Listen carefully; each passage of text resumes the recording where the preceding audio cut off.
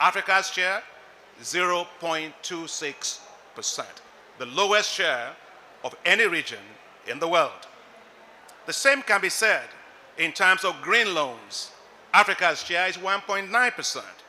In terms of global issuances of sustainability bonds and sustainability-linked loans and bonds, Africa's share, 1%. So the shift to accelerating the development of green infrastructure will open up great opportunities for the launch of more green bonds and crowding institutional investors that are driven increasingly by environmental, social, and governance ESG criteria in their investment decisions. By focusing on the development of green infrastructure, Africa can increase the share of green bonds that it accounts for to roughly 2.5% globally.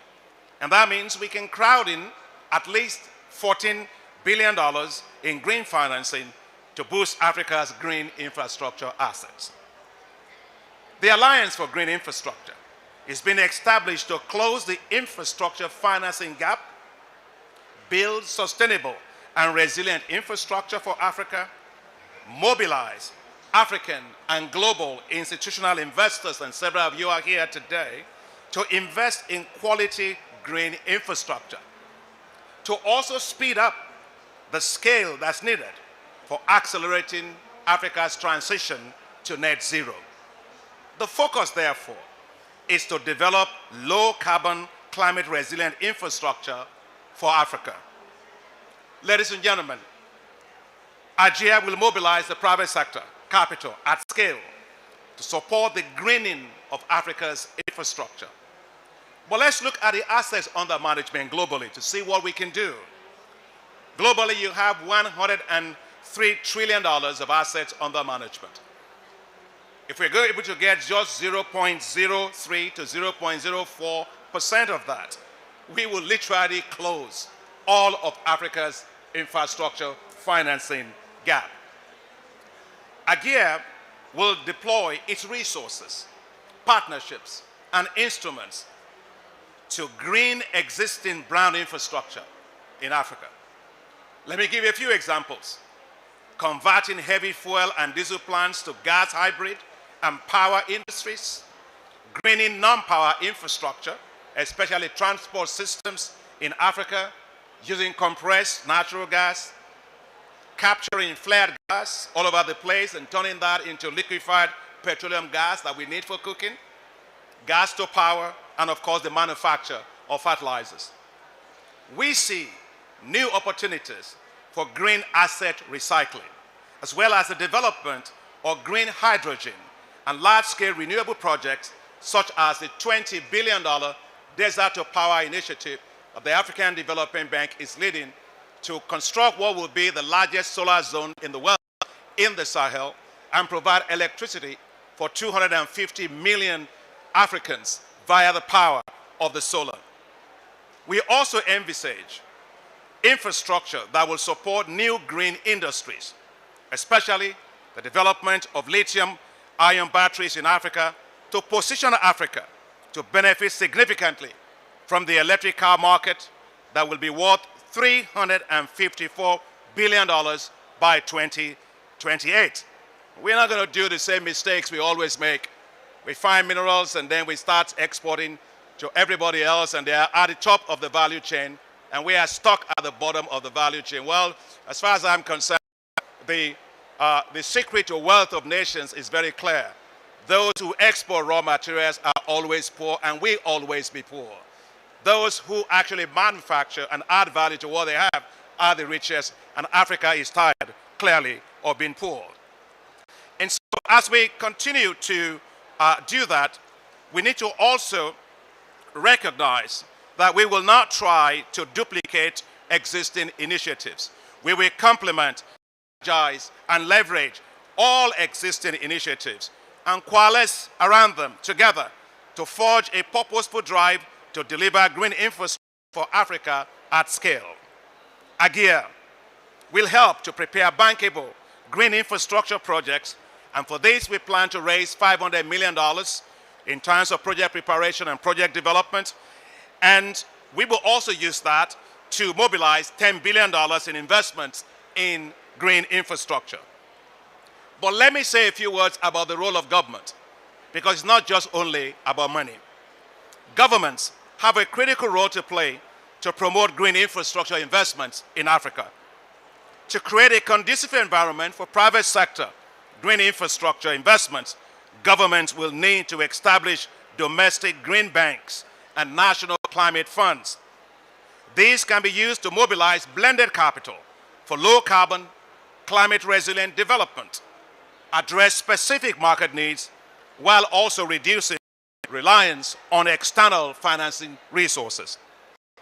To further support the development of green infrastructure, governments should consider the development of local carbon markets and remove fossil fuel subsidies, which can generate up to $44 billion additionally in revenues to be invested in green infrastructure. The Alliance for Green Infrastructure is well poised to make Africa greener. A greener Africa required to meet 1.5 degree scenario will generate 20 million more jobs for Africa by 2050. Together, let us green Africa. Together, let us build more climate resilient infrastructure for Africa. Africa's future depends on what we do now. The Alliance for Green Infrastructure will be definitely a game changer for Africa. So for everybody here, welcome on board and thank you very much.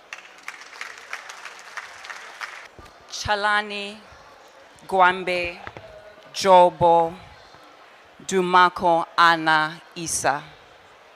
These could be names of any African village or city. These could be family names. Sadly, ladies and gentlemen, these are names of cyclones and thunderstorms that have ravaged our continent. These are names of cyclones and thunderstorms that have devastated infrastructure, limited infrastructure in Southern Africa, a region from which I'm from.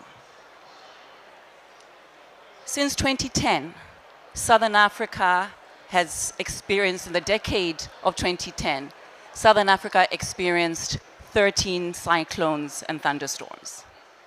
Since 2020, Southern Africa has experienced 8 cyclones and thunderstorms.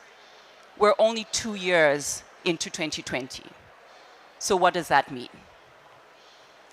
The call for urgent and pragmatic action has never been clearer. The call to working together as a collective has never been louder. And addressing the need to build climate resilient and sustainable infrastructure. And this is already against a backdrop of an infrastructure deficit of approximately $170 billion a year and a financing deficit of $100 billion a year. President Adesina, Your Excellency Dr. Amani Abu Zaid, Your Excellencies here present, our partners from AGIA, welcome. My name is Tsipidi Moremong and I'm a Chief Operating Officer of Africa 50, an infrastructure investment platform whose role is to develop bankable infrastructure and finance bankable infrastructure projects on the continent. President Adesina, I would like to thank you for your visionary leadership. AGIA was your vision. I would like to thank our partners who are here, who heeded the call to come together and act as a collective and address the need for green, sustainable, and climate resilient infrastructure on our continent. Excuse me.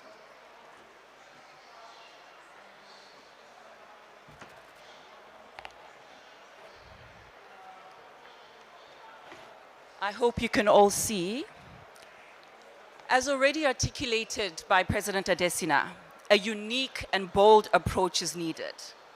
And we believe the Alliance for Green Infrastructure in Africa is exactly that.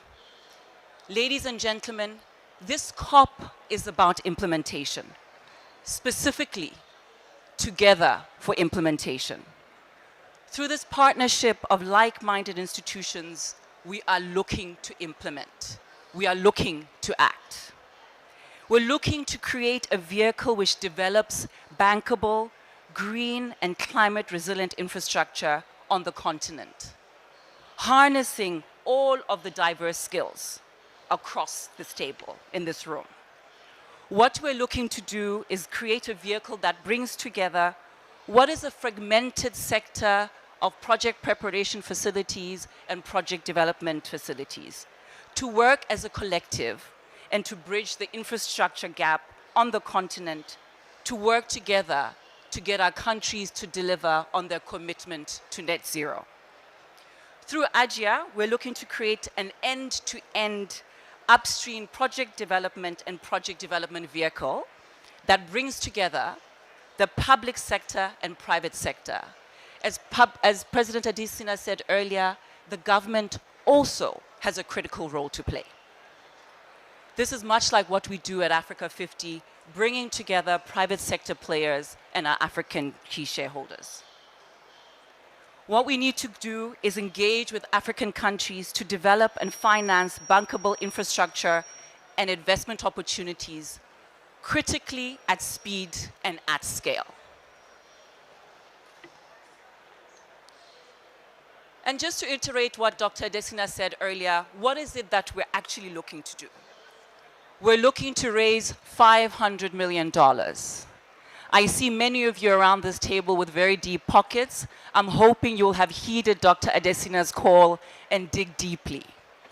Specifically, we're looking to raise $100 million for upstream project preparation. This is creating enabling environments for our governments, working with our state-owned institutions to create enabling environments. $400 million for project development.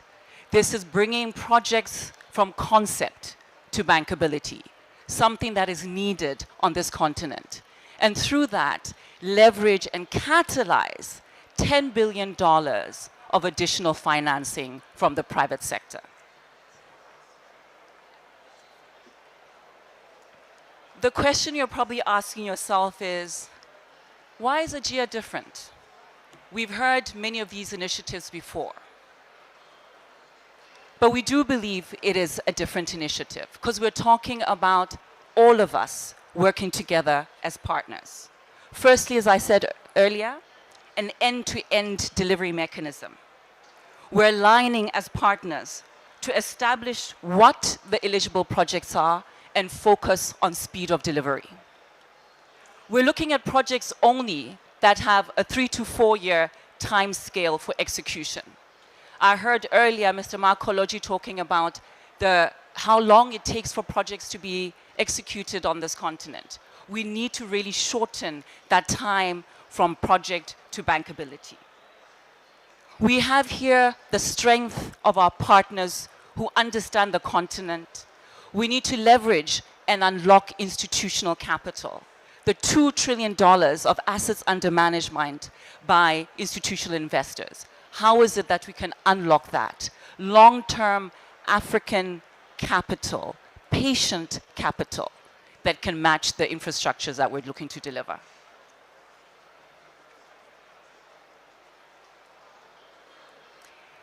Our approach is very simple. Working with our partners, we've developed 4 working groups.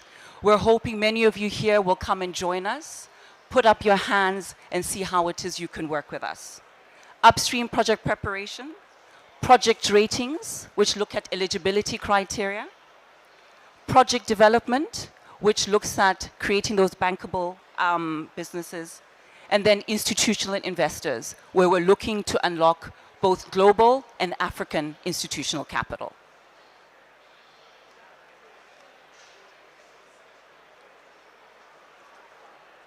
The sectors that we're looking at, energy, we all understand the lack of access to energy.